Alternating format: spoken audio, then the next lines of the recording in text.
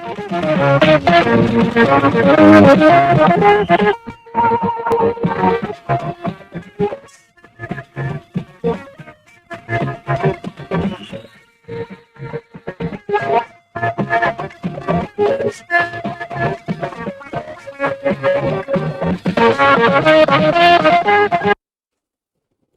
very good evening to you, and thanks for joining us on Newsline tonight. I am Claire Dilabu Abdul Razak, and while our engineers are trying to get our connections with our Lagos Network studio, we will begin with the news segment. Hopefully we shall return to Jennifer Igwe.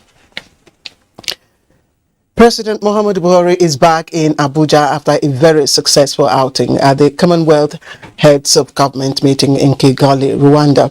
The president was received on arrival at the Nnamdi Azikiwe International Airport by his Chief of Staff, Professor Ibrahim Gambari, FCT Minister Mohammed Musa Bello, Deputy Inspector General of Police in charge of Finance and Administration, Sanusi Lemu, and other top government officials. While in Kigali, President Buhari joined 53 other African leaders to reaffirm their commitment to delivering a common future for member states underpinned by sustainability, peace and prosperity. This is aimed at improving the lives of 2.5 billion all people do represent across the Commonwealth. In this regard, they underscored the importance of connecting, innovating and transforming in order to facilitate full recovery from the COVID-19 pandemic and to respond to conflicts and crises in ways that increases resilience and progress. President Buhari, who attended the meeting for the last time as head of state, assured the Commonwealth leaders of his commitment to ensuring peaceful elections next year, as well as an orderly change of government. And on the margins of the 26th Commonwealth Heads of Government just ended in Kigali, Rwanda, President Buhari met with Nigerians in diaspora at a town hall meeting.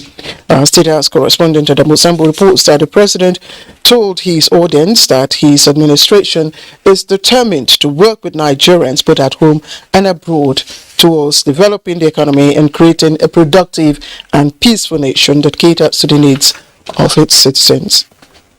Those granted audience by President Muhammadu Buhari include Yewande Adebowale, one of the top 4 winners at the Commonwealth Youth Competition at the Kigali Startup Festival, as well as Esther Olarewaju and Favor Aderinto, recipients of the CMU Africa Student Excellence Awards for Masters in Information Technology, as well as Electrical and Computer Engineering, respectively. Now being graduates, we are looking forward to use the skills we've gotten and then bring it down to my country to improve the technology sphere. And we are not just people who are intellectuals, but we also have leadership skills to lead youths to be better at whatever they do. You are the type of Nigerian that I like to see.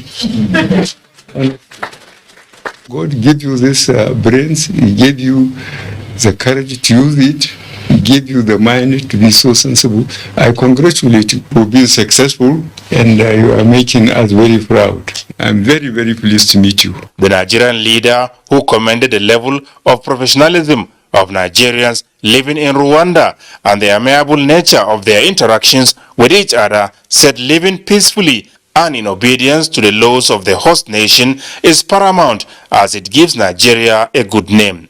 The federal government, he said, is working assiduously to protect all Nigerians, whether at home or abroad, to feel safe and attain their full potentials in life. The Nigerian High Commissioner to Rwanda, Ambassador Aisha Musa, had told the president that Nigerians in the country, whose population swelled from 100 to 400 in recent years, are generally well behaved. We have them in the banking sector, in education, agriculture, telecommunication, ICT. They're all everywhere, sir, and doing very well. We want to come to Nigeria and make a positive impact as we are doing here, and also below our burden. And we appreciate what you're doing as a father to all, keeping our dear country warm. And one thing is instructive, they all got their foundation from Nigeria.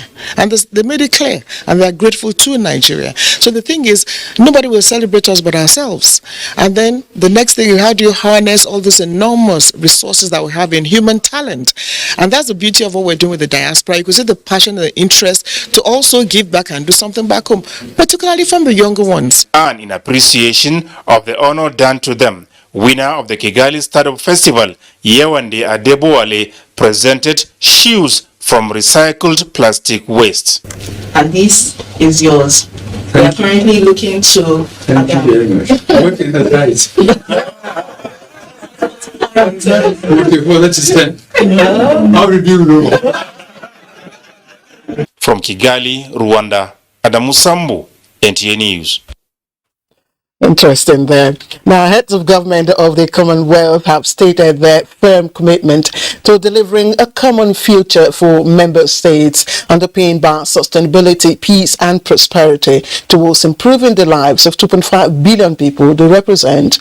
Now, this is contained in 117-point resolutions adopted at the end of the 26th meeting of Commonwealth leaders in Kigali, Rwanda. Again, we join our state house correspondent Adamu Sambu with the details. The two-day meeting of the Commonwealth leaders came at a time of uneven recovery from the COVID-19 pandemic, new threats to economic, security and political stability in the international system, and when many across member states are directly and increasingly affected by the impacts of climate change. The heads of government therefore underscored the importance of connecting, innovating and transforming in order to facilitate a full recovery from the global pandemic and to respond to conflicts and crises in ways that increases resilience and progress. They affirmed that universal, timely, fair and equitable access to and distribution of safe, efficacious and affordable COVID-19 vaccines are key to global recovery. Recognizing the negative impact of the ongoing global conflicts, including the war in Ukraine, on global energy and food security, the leaders highlighted the need to sustainably transform current food systems towards addressing weaknesses of the agri-food sector, improving productivity, building resilience in agriculture and supply chains to economic, social and environmental shocks.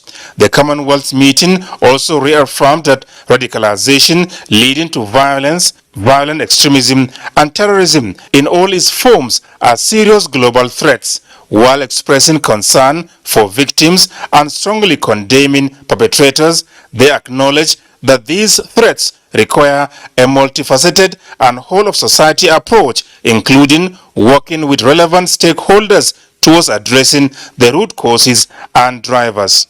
Before adopting the resolutions, the Commonwealth leaders held a retreat during which various declarations were approved, including the one on sustainable urbanization and childcare reforms. Two African countries, Togo and Gabon, were formally admitted as new members of the Commonwealth family.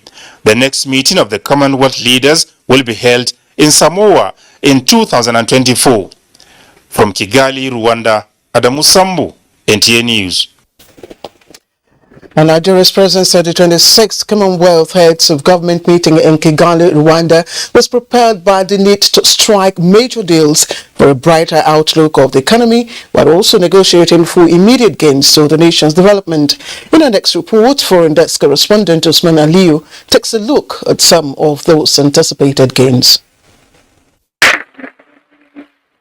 In a voluntary association of 54 countries that evolved gradually from the British Empire and existed in its modern form since 1949, a serious nation will be emboldened not to take for granted any opportunity to negotiate better deals for the citizens at a time like this, when even the big economies are striving not to go down.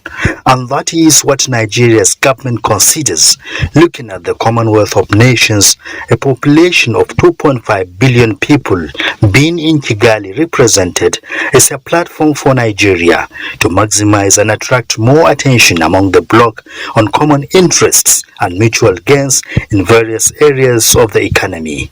Nigeria's active presence at the Kigali summit has enormous significance in boosting the economy, most especially building on the successes by the federal government in the current economic diversification drive, which saved the country's economy to absorb global shocks as a result of the pandemic and the current war between Russia and Ukraine, the effects of which the big and the emerging economies are even biting their fingers because of inflation, food shortage, and energy crisis.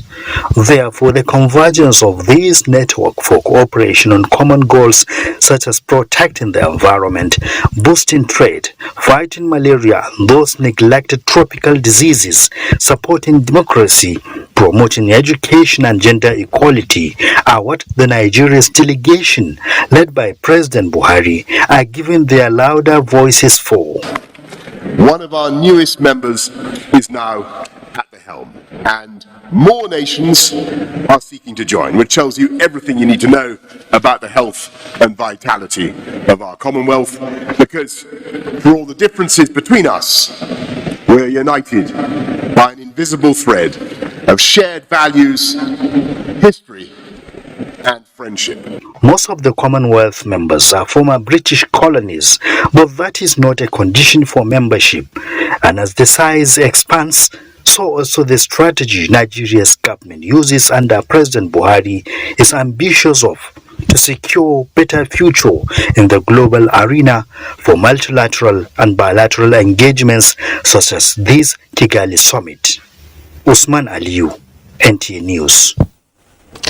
And away from the 2022 Chogom in Kigali, the 2022 Civil Service Week has been rounded off with an interdenominational Thanksgiving service held here in Abuja, in line with the scripture, which stipulates that, and I quote, "In everything give thanks, and for this is the will of God in Christ Jesus concerning you," unquote. Now, that scripture from the Holy Book propels the Nigerian civil servants, led by the head of the Civil Service of the Federation, to appear in his presence with praise.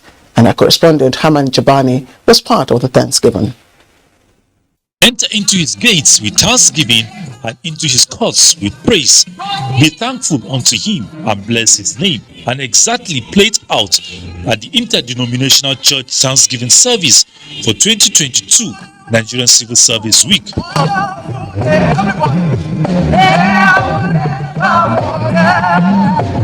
Lord, on behalf of the civil service, I give you thanks. I give you thanks for what you are doing. I give you thanks because you are taking us to greater heights.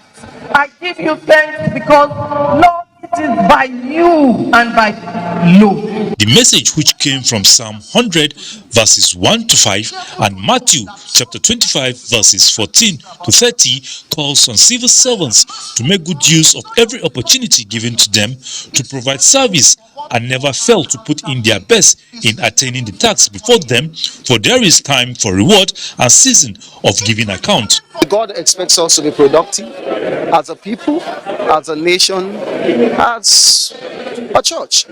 And we know that Nigeria also, as a nation, we are trusting that we will be more productive. Head of the Civil Service of the Federation, Folashade Yemi Eso, charged civil servants to find time and pray for their leaders while giving thanks to God for more blessing in life. God has been very, very good to us, and so we have to give him thanks. The Civil Service Week also is another reason to give thanks to God, because all the programs went very, very smoothly. We give God all the glory. The thanks is not even enough. This is the first time that a civil servant is awarded for productivity with a physical gift, and so I think it's been successful.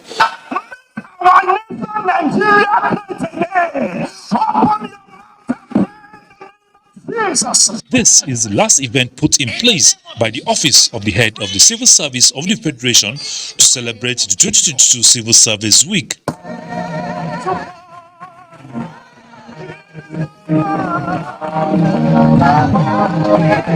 Haman Jabani, NTA News. And the National Health Commission of Nigeria, NACON, has set up facilities in Medina to address health challenges that might emanate from additional number of Nigerian pilgrims that have arrived Saudi Arabia. Now, ahead of the arrival of the Nigerian pilgrims, Yusuf Umar was at some of those facilities to ascertain the level of their preparedness. These are some of the facilities provided at the clinic set up by NACON in Saudi Arabia towards better and effective healthcare delivery to pilgrims. The clinics, which use electronic medical record (EMR), are serving as bridges between Saudi hospitals and pilgrims due to language barrier, with mandates to provide only primary healthcare to pilgrims and refer patients to Saudi hospitals for secondary cases. On the average, we receive between 50 to 100 pilgrims every day in these our clinics, and of course we expect that it's going to increase within the next 1 week due to the rapid influx of pilgrims. At the NACON head office in Medina, where the clinic headquarters is operating, with health personnel attending to patients, sufficient drugs and ambulances are on standby for any eventuality. The challenges we see patients are having malaria, body pains, upper respiratory tract infections, and then the issue of jet lag.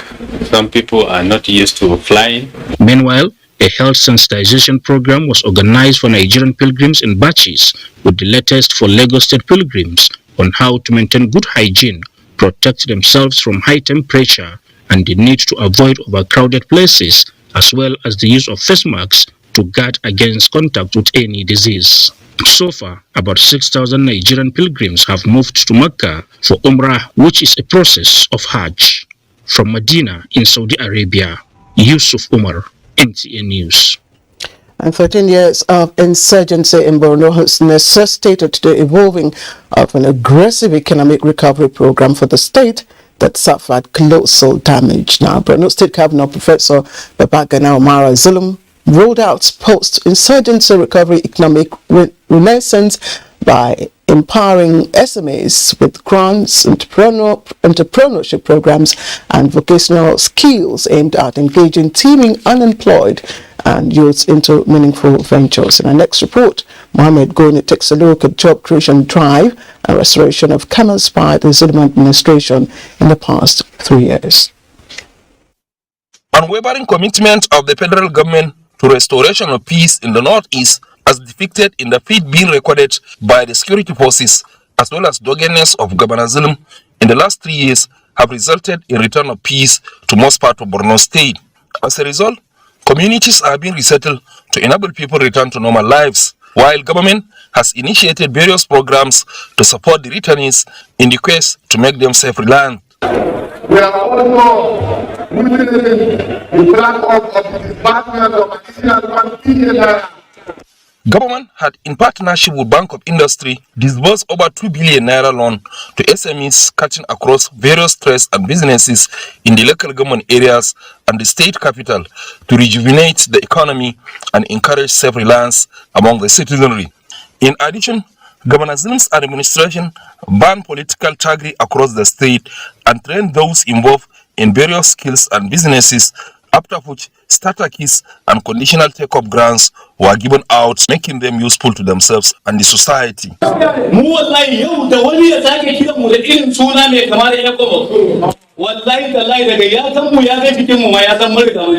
Governor Zulum believes that when engaged in useful ventures, the youth will not fall prey to antics and ideologies of the insurgents, neither would they be used for any selfish aim, which was why a special program was plucked up to engage youth as environmental bangers involved in sanitizing communities with monthly stipends given to them. Our concern with youth empowerment is also reflected in the policy decision to create the full-fledged Ministry of Science, Technology and Innovation with prevalent focus on youth skills and decision apprentices, youth empowerment and entrepreneurship skills. Governor Zulum's administration has constructed new mega vocational training center at Muna with a capacity to train over 1,000 people in 16 different trades, which has since commenced training. Others include Marama Vocational Training Center in our local government area, while 2 others in Magumeri and Mapa local government areas are are under construction. The centers are designed to train youths who never had the opportunity to attend school and those forced out of school due to insurgency, who will in turn be employers of labor. Borno State government, in the period under review, has opened job portal for the indigenes to apply for jobs and establish career guidance and counseling board to fast-track employment of people of Borno in federal government agencies. In Maiduguri, Mahmoud Goni, NTA News. The headquarters of Section 2 Joint Task Force Northeast Operation Edinkai in Yobe is partnering with foreign, local, non-governmental organizations to combat desertification and other forms of environmental degradation in units and formations within areas of its responsibilities. Now, this became evident at the flag-off of tree planting campaign in Damaturu, the Yobe State capital. Yunusa Suleiman was there. Has shown that Yobe State remains among the frontline states facing serious environmental challenges, particularly desertification, which is encroaching at an alarming speed despite efforts to arrest the situation. The headquarters of Sector 2 Joint Task Force Northeast Operation Edinkai is the latest organization in the state key into the agenda of reclaiming the environment from the negative effects of desertification, with the planting of more than 250 seedlings at the Level 2 Field Hospital, Damaturu. The move by the sector is to protect the medical facility against natural as well as man-made disasters and promote a friendly working environment. Sometime in May there was a windstorm that blew up some part of this hospital, and so I believe this initiative is a good one in a right direction and in the right time. Our expectation is to see that this tree grows and then it actually curb the desertification around this area and within Yobe State at large. 5,000 seedlings are expected to be planted at the newly constructed army barracks in Damaturu going forward, with the sector indicating that its doors are always open for partnership in the fight against climate change to safeguard the environment. In Damaturu, Yunusa Suleiman, NTA News. And on the state now, where Governor Oluwarotimi Akeredolu has signed an executive order for the installation and use of closed-circuit television (CCTV) devices in all public and private institutions in the state.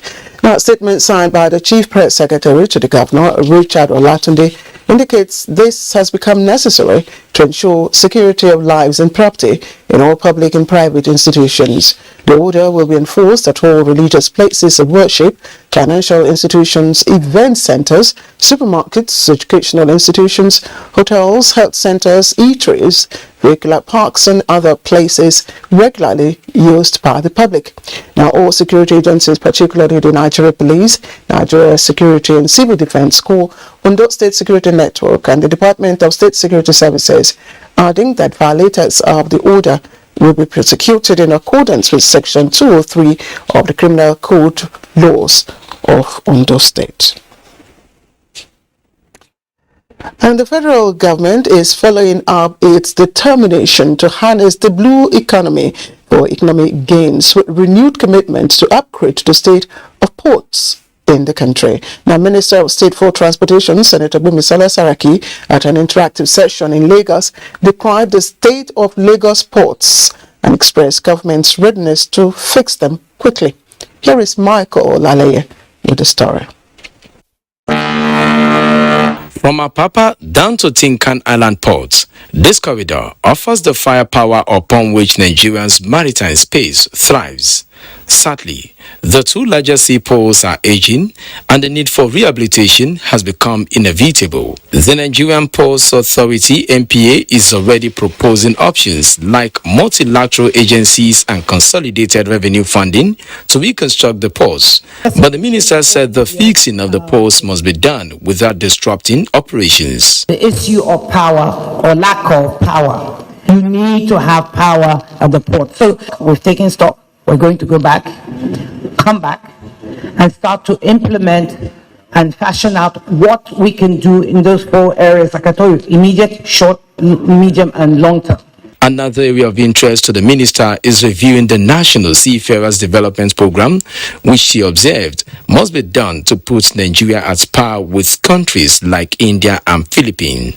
The $350 million cabotage vessel financing fund to increase the number of indigenous ships flying the Nigerian flag, the minister said is delayed due to guidelines which must be passed by the National Assembly, but hopeful that it will be resolved before the end of the tenure of the current administration. The Nigerian Maritime Administration and Safety Agency, NIMASA, is already augmenting these efforts by seeking incentives like zero duty for new vessels. If you are going to order a spare part for a ship, you should be able to get such incentives under the control price of the CBN. And then if you are going to probably purchase a ship also, you should be able to get a similar treatment. On the state of the 50 billion naira floating dock, the Director General said the documents for the approval of a public-private partnership that will put the facility up for maximum use will be presented to the Federal Executive Council. In Lagos, Michael Olale, NTA News. Fans and promoters of African traditional boxing called Dambe believe the game can't be a substantial source for promoting tourism and employment for youths if serious investment is put into it. They were passionate about this view after watching the maiden edition of the event live in Abuja. It was put together by NTA TV Enterprises and partners, and Joseph Otsen covered it for us. Dambe. This traditional African boxing is an old tradition predominantly among the Hausa people of West Africa, but not many in Nigeria outside shores of far northern part of the country have opportunity to watch the event live. And it's exciting, traditional fighting, and I've never seen it before, but it's great. We look up to more of it in this area, and even beyond the northern side, so that there should be interpolation of cultural display. With the fans' delight, promoters of the game, NTA TV Enterprises and partners see beyond entertainment as the target job and wealth creation. We also believe that it also offers opportunity of making money. So we're also looking at the business side of it. We have got heritage, culture that we can actually project out there to the world for them to also know that as Africa and Nigeria that we got sports that we can also entertain people with. That this game you are seeing that is Dembe here has the potentials of producing millionaires in dollars. I can tell you that the young boys who are here, there are Anthony Joshua's here. This maiden episode at the Heritage Africa Village in Abuja, the promoters say it's an exhibition of what more to come. They intend to make it a regular activity and give it the required popularity to gain more sponsorship and international recognition. In Abuja, Joseph Otsen, NTA News. All right, let's take a look at the bigger sports picture now, and for that we join Cynthia Ogun. Favour Ashi and Grace Nwokocha are the fastest man and woman at the ongoing AFN Commonwealth Games and World Championship Trials in Edo State after winning the men and women 100 meters races. Ashi crossed the finish line with a new personal best of 9.99 seconds, making him the second person to run sub 10 seconds at the national championship. In the women race, Grace won her first national title after running to the finish line in 11.03 seconds. Meanwhile, African champion and African record holder in women 100 meters hurdles, Tobilola Amusan, has created a new championship record, racing 12.54 seconds in the 100 meters hurdles. It has been a good season for me. I've been running 10-2. I've been running 10-1, 10-1 from the indoor 6-5. I've been running a steady 10-1. So I know it's just a matter of time. I've done the wind 979, and now this is just the beginning for me. I'm happy about what I did today. It simply shows that I'm getting better. I'll keep doing my thing, let God take the charge, and that's it. March Day 35 games played Sunday saw Canopilas take the lead against Enugu Rangers after Rabiu Ali converted a penalty to give his team the win at General Sani Abacha Stadium. Lobby Stars defeated Dakada FC 1-0, while Gombe United, Nasarawa United and Sunshine Stars won their visiting opponents 2-0. Shooting Stars and Katsina United held Remo Stars and Abia Warriors to a 2-all draw. Enyimba and Heartland ended in stalemate at the Enyimba. Still on football, Nigeria's national under-20 team, the Falconets, are expected to begin camping Monday in Abuja ahead of the 2022 FIFA Under-20 Women's World Cup in Costa Rica. 30 players have been invited to camp by coach Chris Danjuma to kick off preparations. Nigeria has been grouped in Group C alongside France, Canada, and the Korea Republic. With sports update, Cynthia Ogun, NTA News. And that does it for the news segment of Newsline from Abuja studios. Don't go away. We'll have so many things coming up for you in the rest of the program. So, all right, let me formally welcome you to Newsline tonight. I don't have good news for you. Unfortunately, we're not able to get clean feeds from Lagos, where Jennifer Igwe is, so I'll be piloting tonight's episode. But believe me, let me reassure you that Newsline Baggage tonight is a long list of human interest stories. There's something for every member of the family, but there's also other stories that are eye-openers and a must-watch. So let's begin with some remembrance stories. Remember late Karen Apuchi Akbaga, that's the late Premier Academy student allegedly raped to death. Well, her family members and of course sympathizers remember that she would have marked her 15-year birthday on the 10th of April this year, were it not for the untimely death that met her. But regardless, family members are also puzzled as to why the authorities concerned are yet to make clear statement on the real cause of her death after she fell sick while in custody of Premier Academy Lugbe in Abuja. So it's for this reason that the family and concerned interest groups believe that the late 14-year-old soul is being denied justice. Our correspondent Donoto Yakobo is keeping trail with events of her one-year remembrance. She was a boarding student at Premier Academy Lugbe. On 26 June 2021, Karen died from sepsis, an infection induced from alleged rape, after families and friends have made frantic efforts to get justice, even in the face of the school making frantic efforts to exonerate itself of wrongdoings. A minute's silence for the repose of her innocent soul. Then questions and answers will follow. Amongst them, inquiries and updates about investigations. How do I move on? As she narrates in tears, Karen's mother says pains and agony still hover around family members as she recalls how much her late daughter had going on for her. And she says her family anxiously awaits a pronouncement from the investigating agencies or even concerned welfare institutions on the cause of death of her daughter. How can I forget part of the whole that made me laugh, sing and dance, that made me see the colors of life, that reminded me to breathe, that knew, even when I didn't, that I was short of oxygen. How do I move on?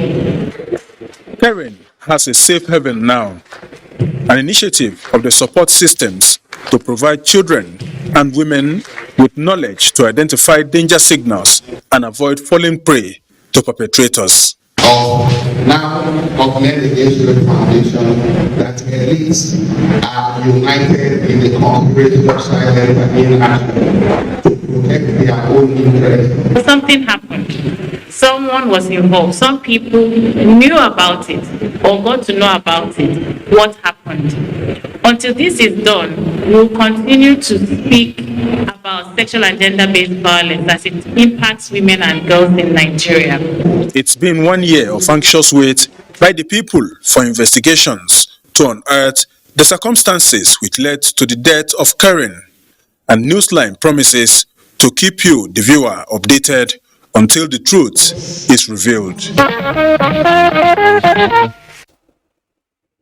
Indeed, may her soul rest in peace. Now, our next story is about a 5-year-old rape victim who is currently battling for her life with multiple health challenges. And we hear that resulted from a violation by a teenage boy 7 months ago. The irony behind this story is that the culprit is said to be moving around about freely and, of course, unapologetic. And our correspondent Pauline Vanna will now tell us more about the sad and ungodly behavior, including the poor condition of the victim. It has been 7 months now since this 5-year-old girl was raped by a 15-year-old boy, Modu Awana. According to the mother of the survivor, the incident occurred when she left her daughter at home to buy some food items at the bus stop of the area.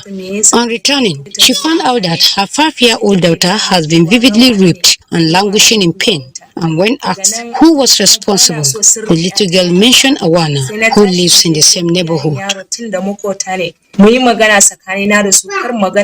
I went to the family house of the perpetrator to inform them what their son did to my daughter, but I ended up being beaten and humiliated by them, so I reported the case to the police. The 5-year-old survivor, who is being taken care of medically by her parents, however, battles kidney disease and oftentimes undergo dialysis, and she also had a double scars of anatomy operations. He has caused permanent injury on my daughter, destroying her life. She already had medical concerns before the rape. There's growing concern over the deteriorating health condition of the girl as she suffers from constant abdominal pain, trauma, and uncontrolled urination, which requires constant replacement of pampers day and night, a situation that is putting huge financial burden on the parents. She does not play among her peers as they make fun of her, calling her Rawagana the rapist wife. I use up to 5 to 10 diapers daily. We are poor, and the father with no steady job, and a lot is spent on her drugs. Afterwards, the matter was reported to the police for onward investigation, and the culprit was accordingly charged and arraigned before the court, but was later released on the ground that he is 15 years of age, signifying that he is below the age of being remanded in security custody, despite pleading guilty of the crime. There should be a revisit of the judgment. Perpetrator agreed is a minor. And then the perpetrator is walking around saying also all manner of things to the parents of the girl. So I think the need for the authority to remind him so that it will prevent him from committing further crime to little children around their community. If there's none, the government should hasten up to make sure that a remand home is being built, because most cases now, the perpetrators are minor. This is a serious human rights violation. Yes, for us in Borno State, there is no remand home because the remand home was destroyed during the insurgency. But for them to discharge him completely without punishing him in accordance with the Children's and Young Persons Law, I think it's something for us to find out what really transpired. Indeed, that's the key challenge. We must find out what really transpired, because it's a very serious human rights violation, as one of the respondents did say. So, rape is a serious crime, and we must stand against rape and rapists. And so also goes for our next story, and it's about 7-year-old Kelechi Nwosu, who was allegedly tied up in chains, kept at a security post by her stepmother, and that happened in Imo State, southeast Nigeria. It generated public outcry. Everyone who came across that video on the social media, and they described it as man's inhumanity to man. Loretta Arinze Egwim went in search of the facts of the matter. This one is happening in Owerri. It's happening in Owerri in World Bank. This video which recently dominated the social media space, attracted the attention of most Nigerians. The incident, which according to the narrator, occurred at a location in World Bank area of Imo State, captured the children allegedly being maltreated by their stepmother, with one of them in chains.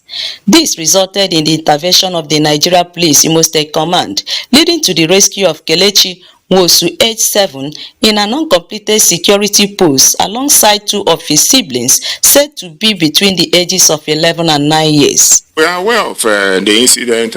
On getting there, surprisingly, they met 3 children, one on chain with 2 padlocks used in locking it. They were looking malnourished and unkept. Immediately, the rescue team that went there rescued the kids, arrested the parents. Because of the condition the children were met, they took them immediately to a nearby hospital where they were given medical attention. DPO then, in conjunction with the Ministry of Women Affairs, took the kids to an orphanage home where they were kept. While the suspects were initially kept in police custody for interrogation, the culprits, Chimezie Nwosu and Gloria Nwosu, were arraigned at the Magistrate Court 1 Owerri, with the actual mother of the children, Gloria Nwosu, present for hearing. Although they were granted bail to the tune of 600,000 naira among other bail conditions, the defendants could not meet up with the requirements, hence their return to police custody. However, the magistrate has transferred the case to the family court for determination of the custody and welfare of the children.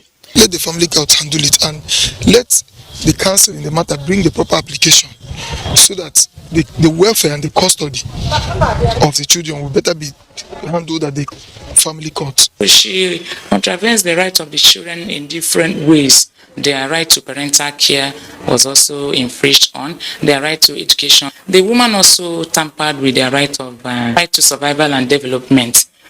Although the case has been adjourned to August 16, 2022, the police public relations officer Michael Abatam affirmed that the children have been handed over to their biological mother through the Imo State Ministry of Women Affairs and Social Development.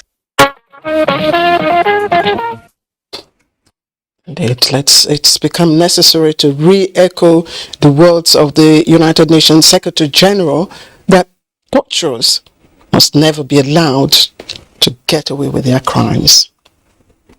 The next story may sound fictitious, but it is a true life story of a 74-year-old widow, Veronica Ibokwe, a mother of 7 children, who has allegedly been rendered homeless after being subjected to what she described as dehumanizing treatment from women in her community. Now, the act is said to have followed an allegation that she killed her stepson in Dunukofia local government area of Anambra State. Chair Fesi Okoye takes the story from here.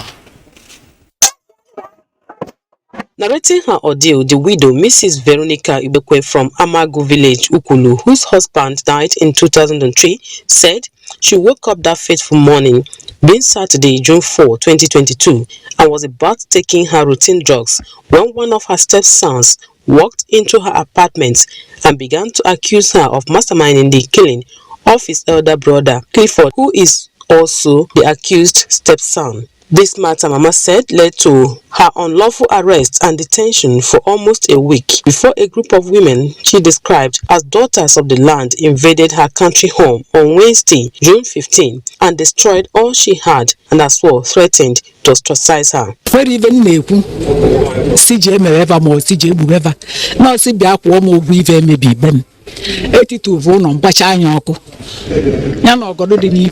In a telephone interview, the traditional ruler of the town, His Royal Highness Peter Oyanwa, who spoke in Igbo language, condemned what he termed gruesome murder of one of his subjects by yet to be identified person or persons. The traditional ruler says efforts are on top gear to dig out the truth concerning the whole incident to enable appropriate authorities take the necessary action. Filing this report, the Police Public Relations Officer in Anambra State, DSP Tochukwu Ikenga, says the command has received the complaint and shall leave no stone unturned in making sure that justice is served.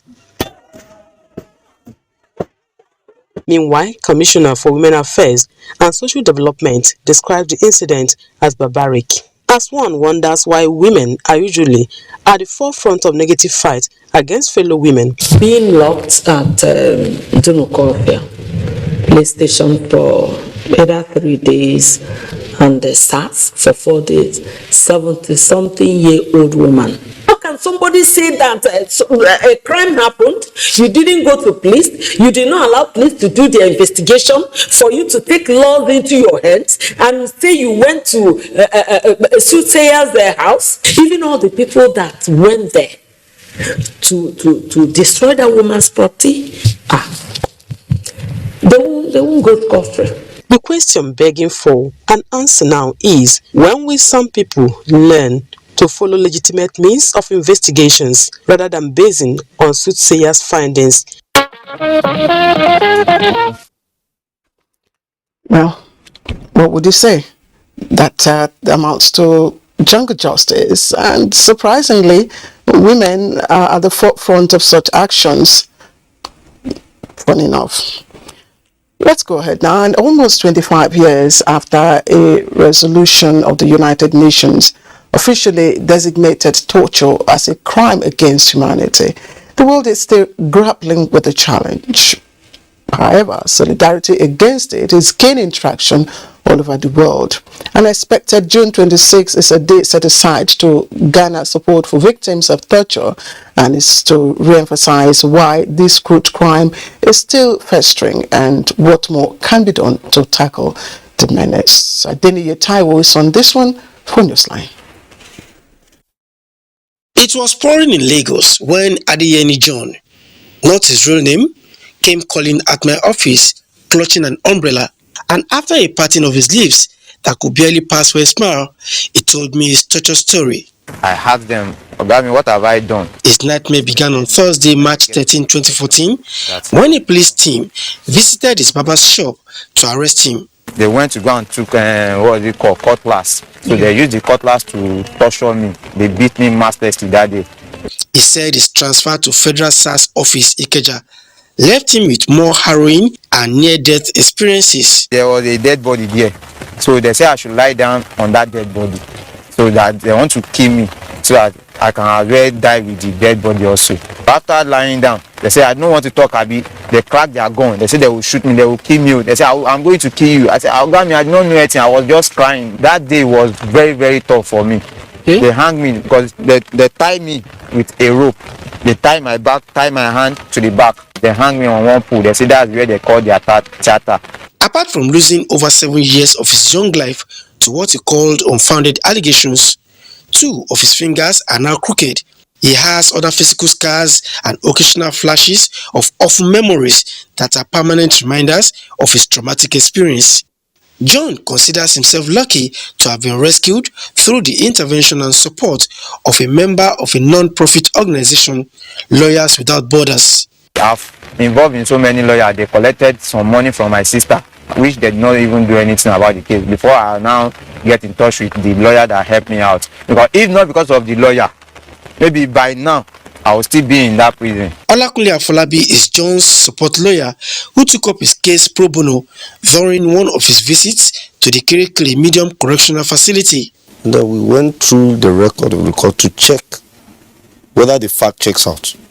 And then we found out that there's absolutely no record for this young man. So we picked it up, took it upon ourselves, and then we filed an action for him. Lamenting the high cases of torture incidents that go unreported in the country, Afolabi is of the view that quick deployment of the Anti-Torture Act 2017 through provision of necessary guidelines from the Office of the Attorney General of the Federation is one sure way to check the trend. When you said the police officer tortures, really the particular police officer ideally is not held accountable. The police as a body is held down for it. So the officer moves to another, he's posted to another division and then he does it again. So he doesn't even feel the heat. But the Anti-Torture Act is to make him feel the heat of what he has done. It doesn't matter if it's extreme or non-extreme. Torture is torture and we frown at it, we don't take it lightly. The public complaint channels have always been there and they're fully functional. For a few people who have used that channel or the public complaint system, they were not disappointed. Bothered about the prevalence of torture incidents in Nigeria, the occasion of International Day in support of victims of torture is another opportunity for lawyers and advocates to drive the Zero Tolerance for Torture campaign. The government needs to lead with regards to stamping out and creating an environment that makes it difficult for anyone to carry out torture or to use torture as a mode of investigation. The society, they say, can no longer afford to look away. Not anymore, for the sake of the likes of John, who, for instance, had to relocate for fear of reprisal, and many other nameless victims crying in vain in some dark cells.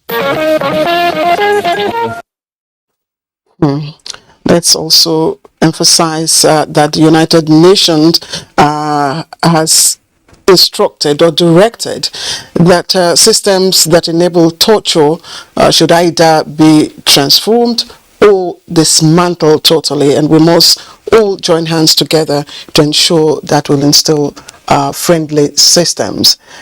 Let me ask you a question. What do you think can motivate a man to embark on a journey of about 1,152.5 kilometers and on foot? Well, Adini Taiwo caught up with this 51-year-old man in Lagos who dared the odds. And for what, you may ask? That can make a man trek a distance of about 1,152.5 kilometers across many hills and waters, braving enormous odds and danger. It is indeed an adventure worth pondering. So, I saw the views of a cross-section of Lagos residents. Someone just trekked from Bauchi State to Lagos State. It's in Lagos right now. I don't believe it cannot happen. I do not like trekking. I only manage it for exercise. Cannot trek from here from Bauchi to Lagos, no. Not possible. It's going to be stressful. Except you want to do it for document. But here is Alhaji Usman Madaki, who left his job as a butcher and home in Bauchi to embark on a trek to Lagos. Armed with just these 2 bags containing bare necessities and a rich knowledge of the country's geography, he followed his conviction and took to the road. On my way coming, I do pass some Mokwa, Jeba, Ilori. So from Ilori, come to Ogomosho, from Ogomosho, come to Oyo, from Oyo, come to Ibadan, from Ibadan, trek again, came to Ogun State. So from Ogun State, now I'm in Lagos. Although it was not part of the bargain, Madaki said he was almost kidnapped along the way and was also accused of being an insurgent in some locations. I enter bush. I even wound my leg small. So I find one place I hide. So I came out, trekking with leg. I came to Kafanchan. So from Kafanchan, I said, okay, let me stay and treat my leg. 15 days across not less than 7 states, he is now in Lagos, waiting to claim the prize of his remarkable exploit. I know, inshallah, I must see him. At the Palace of Onu Igala of Lagos State, Chief Sani Yakubu Ejima, where he was received, tributes were paid to the strength of his conviction, especially after checks confirmed that he was indeed a wayfarer along the routes he traveled. When I was talking to him, I decided to try some numbers along the track, and they were confirming it to me, and I'm really surprised. And this is a great love, and that is why we decided that we'll do every push we can to ensure that he meet Bola Ahmed Tinubu face to face.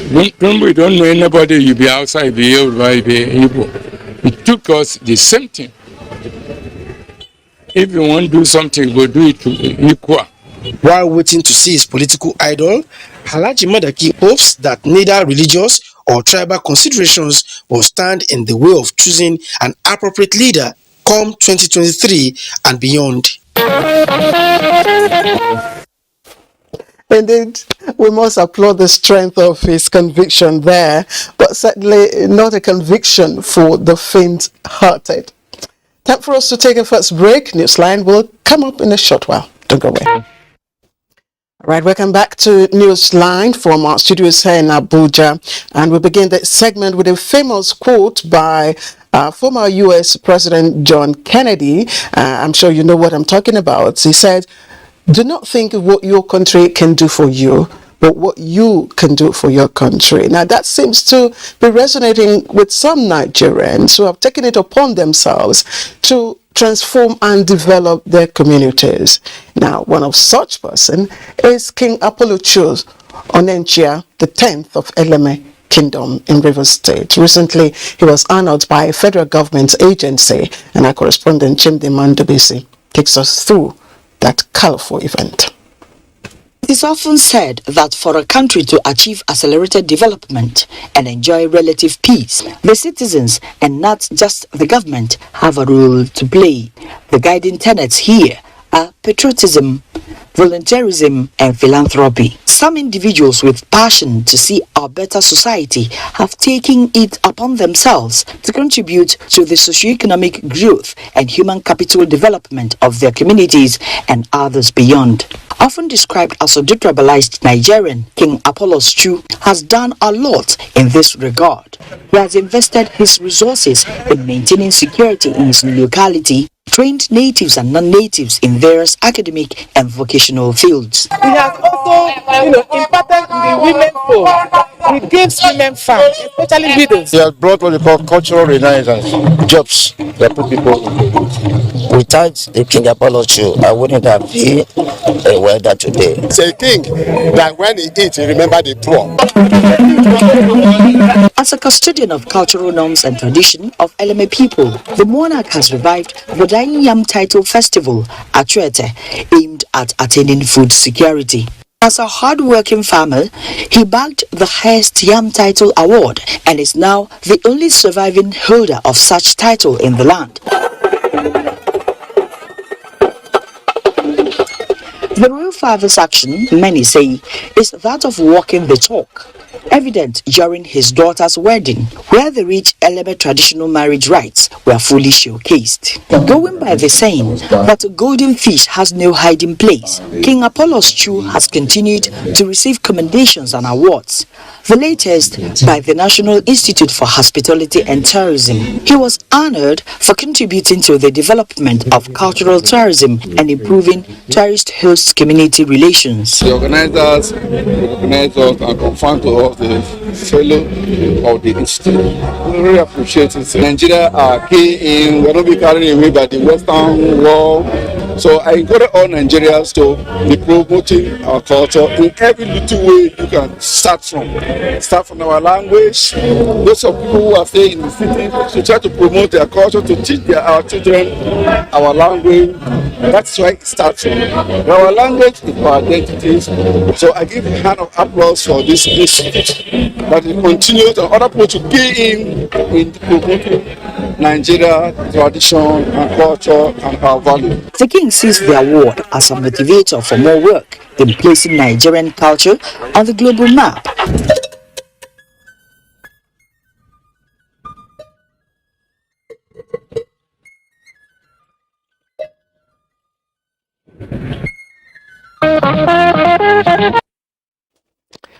And we'll say, keep up the good work. All right, so the next story is one that resonates with me. It's all about the effect of marriage, boundaries collapsed, ethnicity silenced. And one of the latest entrants into marriage and, of course, this regard is Dr. Shitman Joseph Ari. son of the Director General, Industrial Training Fund, and Lekmita Kabasele, daughter to a Congo-Brazzaville parent. Caleb Kuching, witness it all. That converged on the St. Monica's Catholic Church, Locust, Jos, left many awe-stricken. Guests cut across the globe with everyone, especially the clergy, gaily dressed, befitting such an occasion. Catholic Archbishop of Jos, Most Reverend Matthew Ishaya Audu, spared no words in admonishing the new couple to rely solely on God to see them through a successful marriage. God is the founder and the one who sustains all marriages. Governor Simon Lalong, accompanied by his wife, was in church with a message to the couple to always reflect on the reason for their coming together and strive to keep it aflame.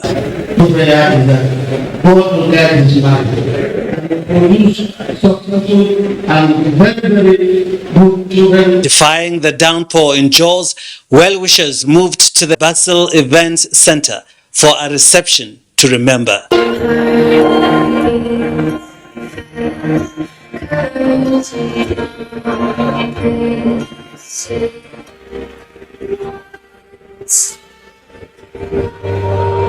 Senator Sam Egu advised the couple not to allow anything affect the love they share. The legacy of their father has been a good person. I represent your family well. I represent Lobos well. I represent Nigeria well. Parents of the couple could not but wish their children the best that marriage offers. I have told my son that he should see the number of people as a signpost for him to live in peace and harmony with his family. I pray that the Lord will keep them, will bless them, and grant them all their heart's desire. One thing that our father always wished for Letitia was to be a mother one day. Unfortunately, he could not be here today with us, but I wish on his behalf that they have a long marriage and happy family. And for Dr. and Mrs. Shidnan Joseph Ari, I just want happiness and love, and I want God to be first in everything that we do. She's amazing both in her heart and as a person, and she's very beautiful. Who could have taken the day if not the ITF family through their dancing expertise led by the DG himself?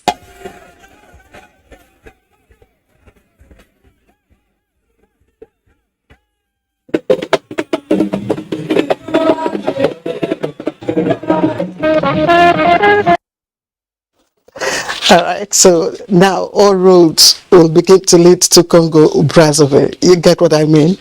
Let's turn attention now to Minna, the Niger State capital, which also hosted eminent personalities from all walks of life, and they all went to share in the joy of the family of the State Deputy Governor, Ahmed Mohamed Kitso, who gave out the hand of his lovely daughter, Dr. Ajara, in marriage, of course, to her heartthrob, Ahmed Mohamed. Now, the wedding ceremony attracted guests from within and outside Niger State, including, of course, the governor of the state, Abubakar Sani Bello.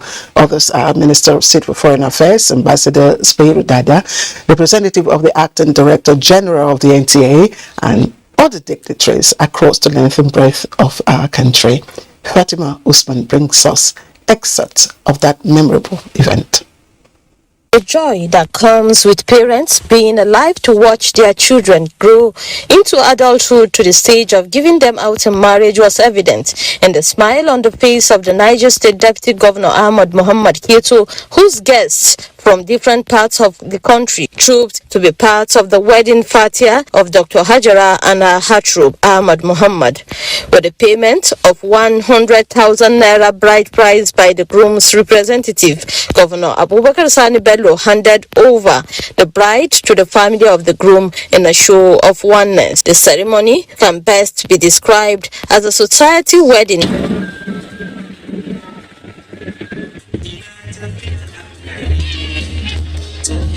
The couple, who openly demonstrated the love they share in a dance, cut their wedding cake amidst cheers.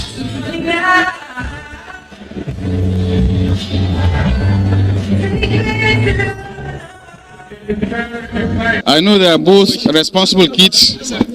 I have no doubt in my mind that they were very tolerant of each other. I'm very happy. I feel fulfilled. I feel God will bless them and bless their home. So I pray for them to give them good life, good home. They should always not involve third party. When there is any complaint, they should try and resolve it themselves. With tolerance, perseverance, prayer. They should understand life and they have to create time for their marriage. They should show appreciation to God and remain faithful to each other. Make sure that they hold the virtues of Islam in whatever they do.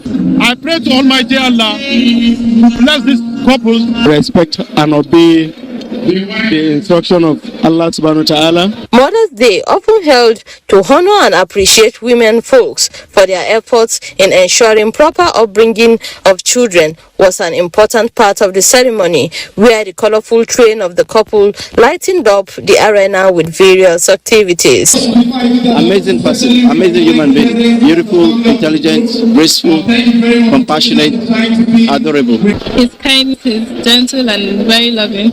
I feel fulfilled and I'm happy for Hajara. Be obedient to her husband and be the good wife that she is. Super excited. It's a happy day for us, to the family. We are so excited for this day, alhamdulillah. Listen to each other's heartbeat.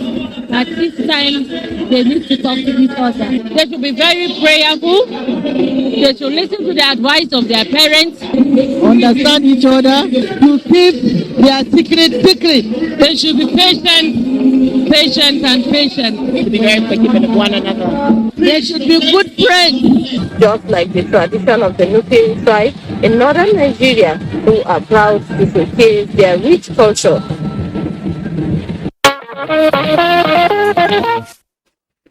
All right, this is Newsline, the family's favorite news program. We have more memorable wedding stories when we come back from this break. So, what would be your reaction when and if God blesses you with that one thing you've always wanted? Wait for Ibrahim's reaction when Amina, his other half, as he described her, was formally presented to him in marriage, and that happened at the mosque here in Abuja. Salwa Khalil Ibrahim captured that memorable moment for Newsline. And a woman find love in each other. The dream is to stay in it forever. And what better way to solidify a union than in marriage? And so, the families of late Amadou Ama and Adamu Shehu Koleri became one when they gathered to witness the union between their children, Ibrahim Amadou Ama and Amina Ummi Adamu Koleri.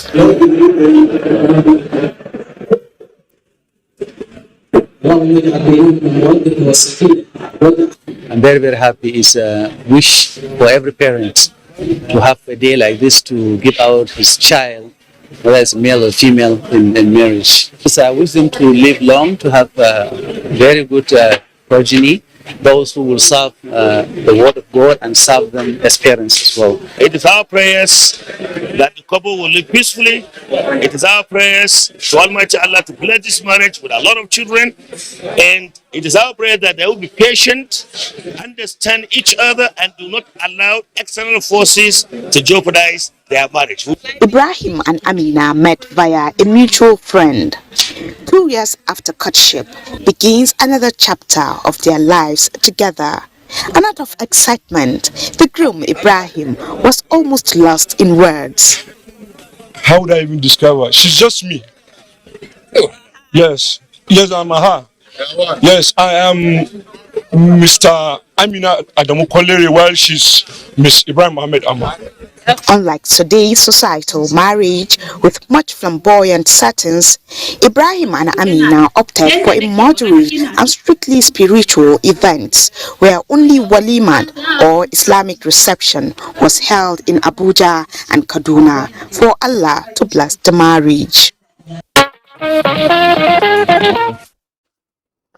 Congratulations to the couple. Now let's take you to Kefi. And recently, Nasarawa State stood still, all for the governor of the state. And here is the reason. His first son, that's Governor Abdullahi Sule, joined the League of Married Men.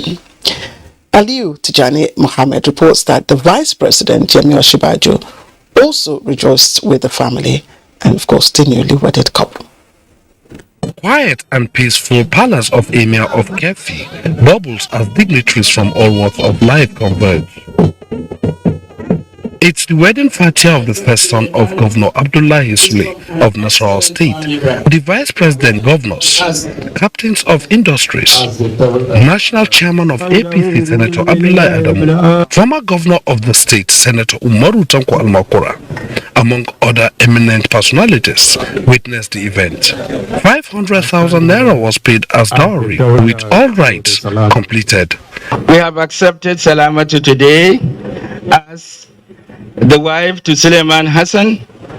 We will hand over Salamatu to him in honor, in dignity, and in trust. The chief imam of Kefi, Muhammad Awal, pronounced Hassan Abdullahi Sule and Salamatu Muhammad as husband and wife. From the palace to the conference hall of the State University Kefi, the couple were hosted to a befitting reception.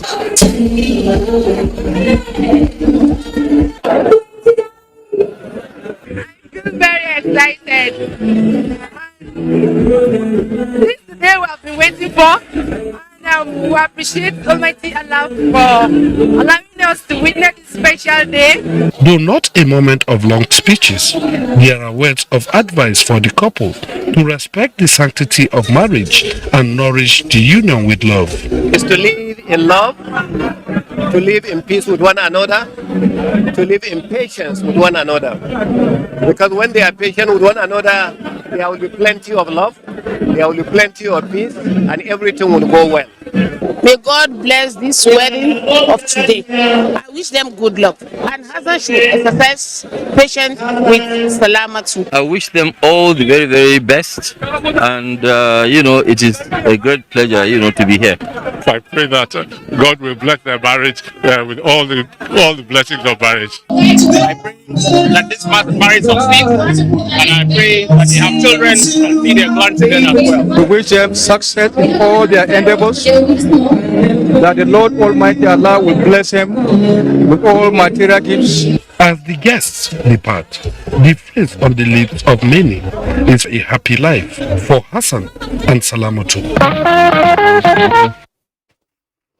Beautiful one there, and we wish the couple, of course, a happy married life. Now, remember, I said there's something for everyone tonight on Newsline. And, of course, for those who are yet to get married, the singles, there's something for you in our next report. Now, how significant or important are wedding nights? We call it wedding eves. What are the fancies or attachments? And why do we attach such to it?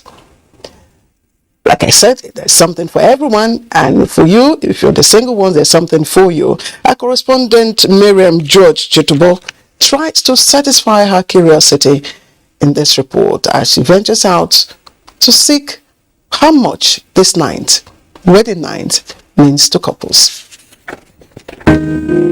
Many couples look forward to this particular night. Some go out of their way to make plans for this night, all in a bid to make it the most memorable of all nights.